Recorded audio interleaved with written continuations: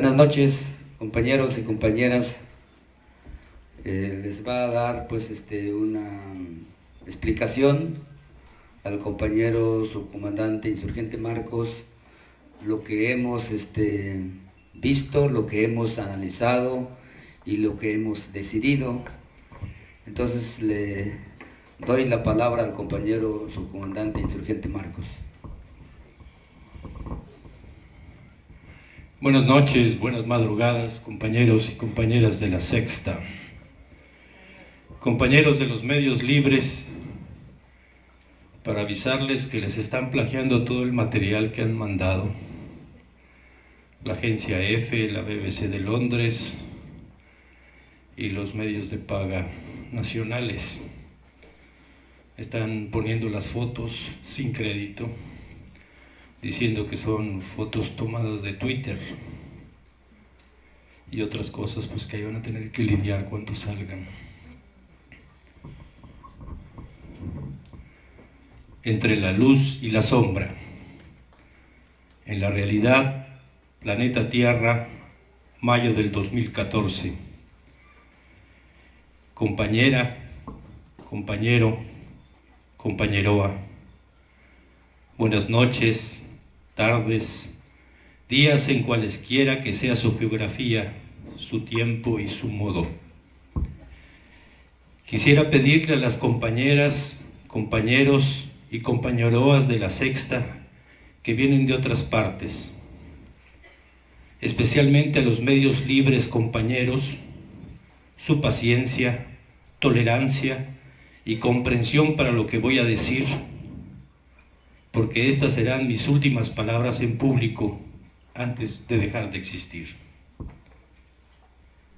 Me dirijo a ustedes y a quienes a través de ustedes nos escuchan y miran. Tal vez al inicio, en el transcurso de estas palabras, vaya creciendo en su corazón la sensación de que algo está fuera de lugar, de que algo no cuadra, como si estuvieran faltando una o varias piezas para darle sentido al rompecabezas que se les va mostrando, como que de por sí falta lo que falta. Tal vez después, días, semanas, meses, años, décadas después entienda lo que ahora decimos.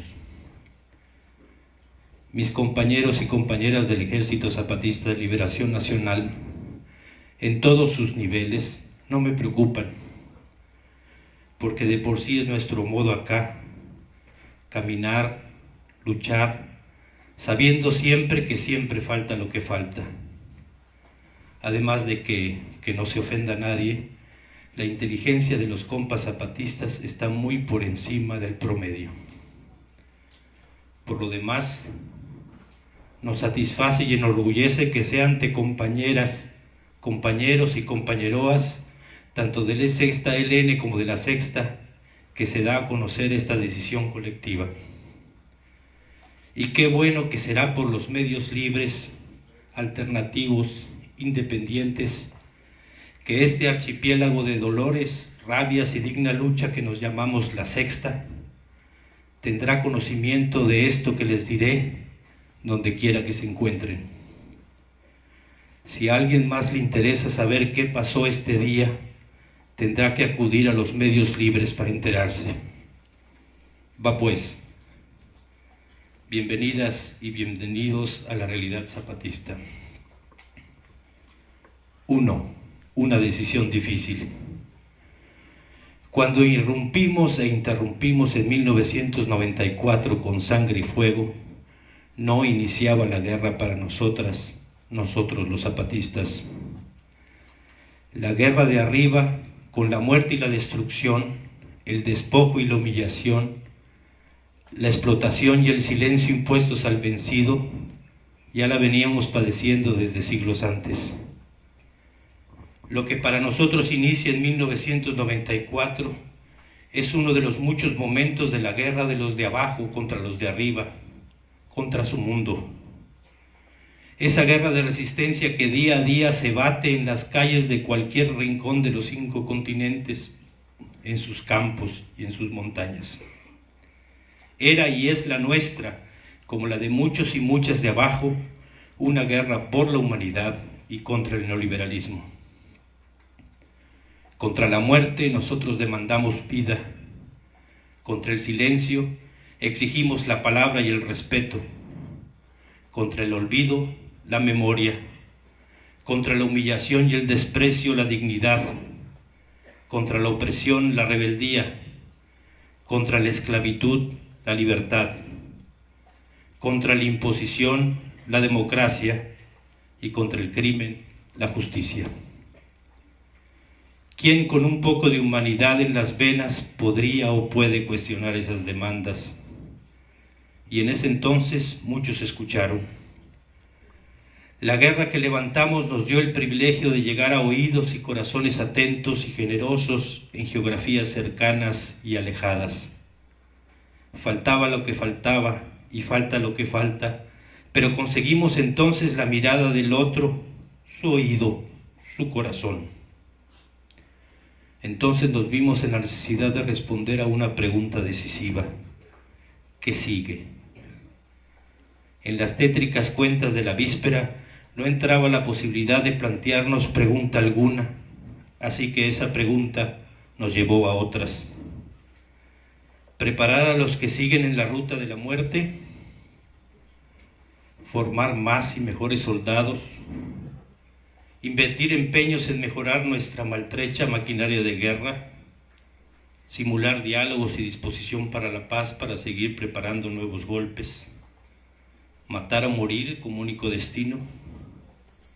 ¿O debíamos reconstruir el camino de la vida, ese que habían roto y siguen rompiendo desde arriba?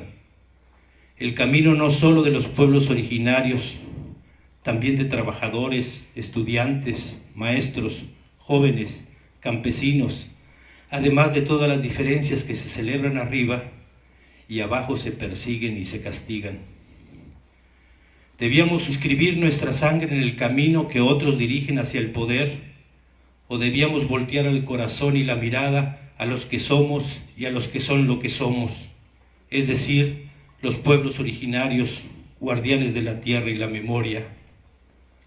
Nadie lo escuchó entonces, pero en los primeros balbuceos que fueron nuestras palabras, advertimos que nuestro dilema no estaba entre negociar o combatir, sino entre morir o vivir. Quien hubiera advertido entonces que ese temprano dilema no era individual, tal vez hubiera entendido mejor lo que ha ocurrido en la realidad zapatista los últimos 20 años. Pero les decía yo que nos topamos con esa pregunta y ese dilema, y elegimos. Y en lugar de dedicarnos a formar guerrilleros, soldados y escuadrones, preparamos promotores de educación, de salud, y se fueron levantando las bases de la autonomía que hoy maravilla al mundo.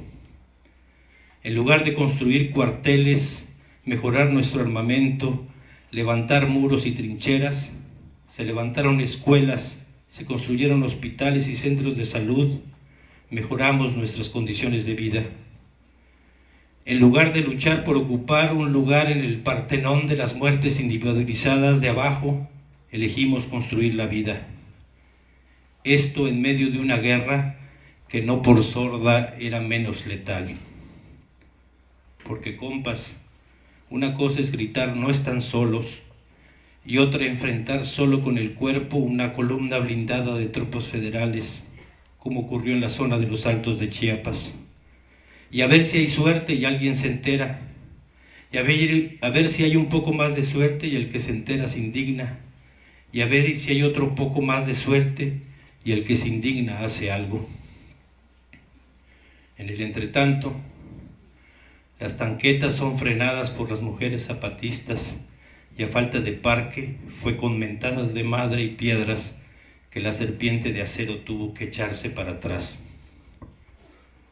Y en la zona norte de Chiapas, padecer el nacimiento y desarrollo de las guardias blancas, recicladas entonces como paramilitares, y en la zona Xochoj, las agresiones continuas de organizaciones campesinas que de independientes a veces ni el nombre tienen, y en las zonas selvas el tal, la combinación de paramilitares y contras.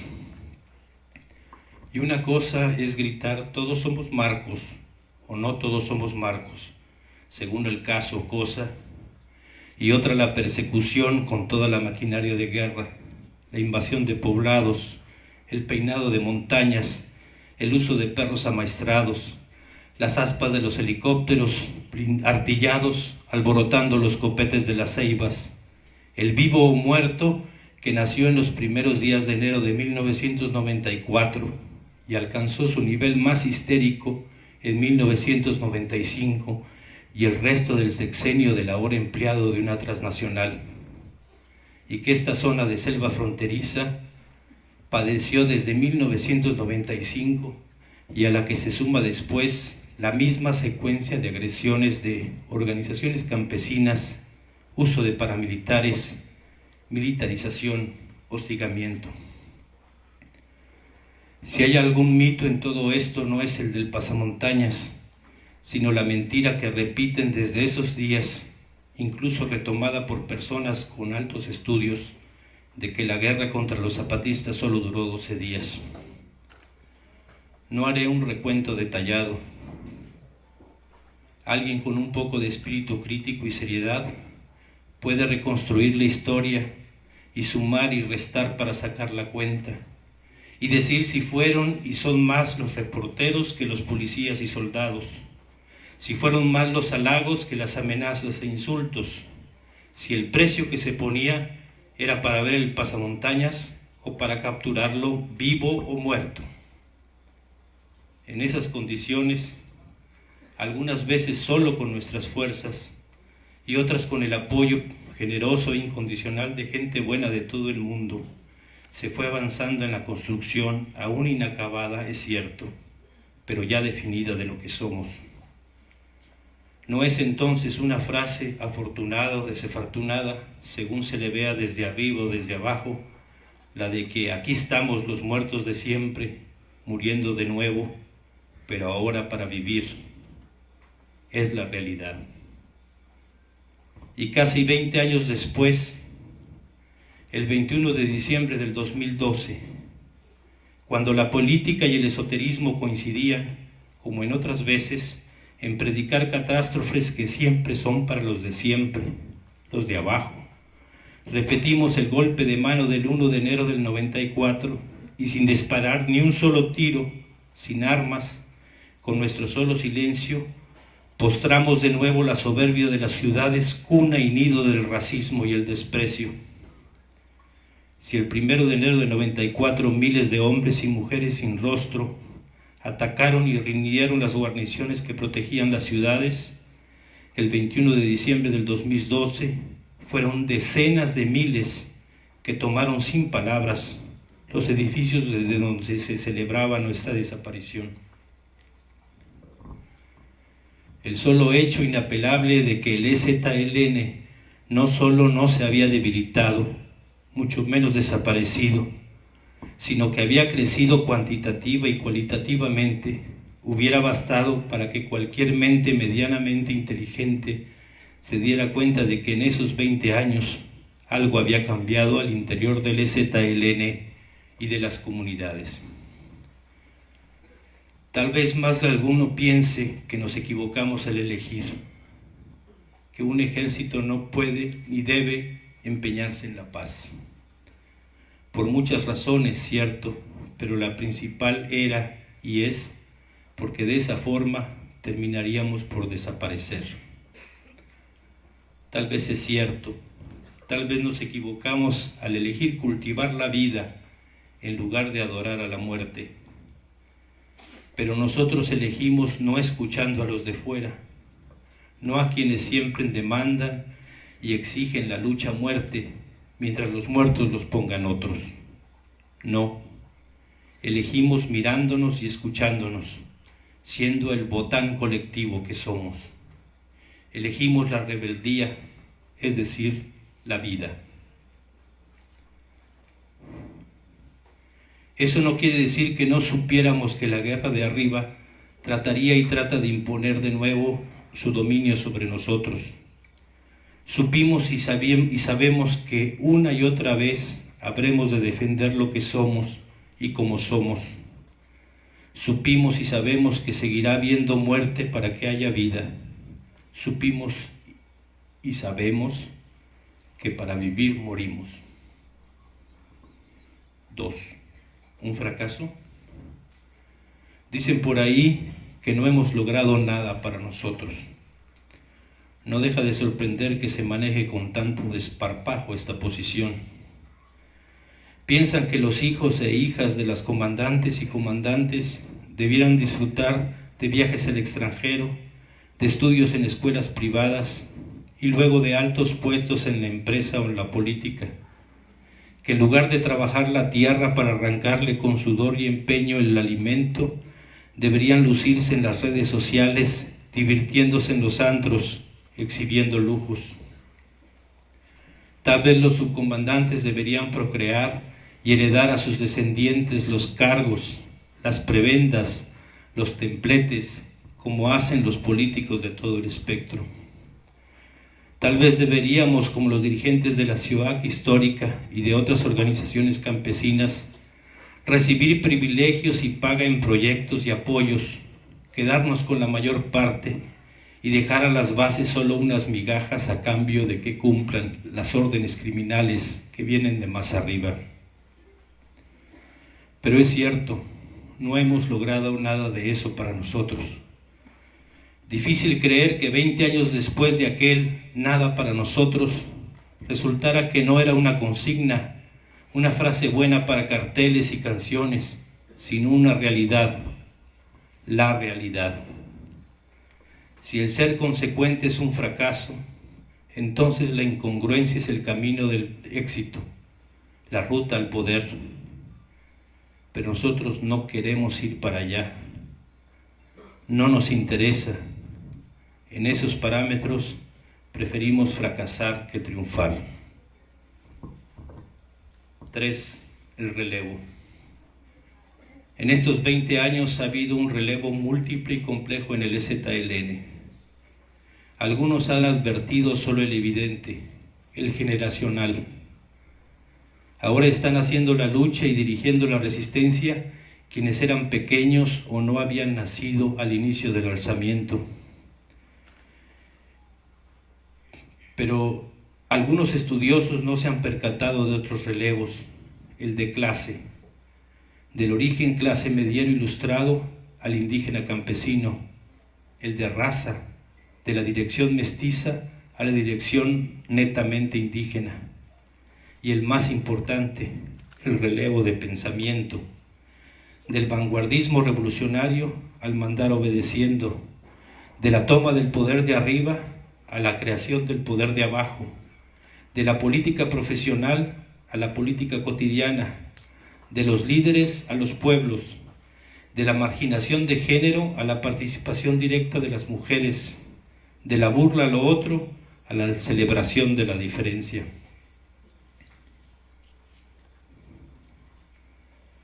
No me extenderé más sobre esto porque ha sido precisamente el curso, la libertad según los zapatistas, la oportunidad de constatar si en territorio organizado vale más el personaje que la comunidad. En lo personal, no entiendo por qué gente pensante que afirma que la historia la hacen los pueblos se espante tanto ante la existencia de un gobierno del pueblo donde no aparecen los especialistas en ser gobierno. ¿Por qué les da terror el que sean los pueblos los que manden, los que dirijan sus pasos propios?